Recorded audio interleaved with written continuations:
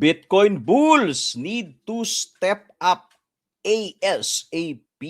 This is the daily chart of Bitcoin. If you're going to notice, ine-expect naman natin yung resistance dito sa 94,500 area, which is, yan po yung green box from our TIPI trading system. So, since this is a daily chart, alam na natin na most likely rerespetuhin yan. So nakakita tayo ng harang po doon sa area na yan.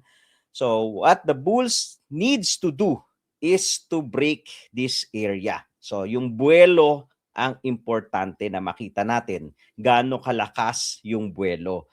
So ito po right now, since this is a daily chart, hindi pa conclusive kung projection na ba talaga yan.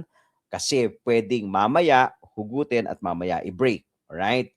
So what we don't want to see ay magkaroon tayo ng long red candle similar to the length of this green candle. So kumbaga i-cover niya, no? I-engulf niya. So yun yung ayaw natin makita mamaya. So kung magkakaroon tayo ng consolidation, konting consolidation dito sa area na yan, okay? That will mean yung mga bulls nag-iipon ng lakas. So you also have to understand, no, na meron na tayong mga red dots kay TIPI, so nagkakaroon ng konti exhaustion ang mga bulls. So kailangan lang munang magpahinga siguro nito. So again, ang ayaw lang natin makita, mamaya is tuluan to ng mahaba na red.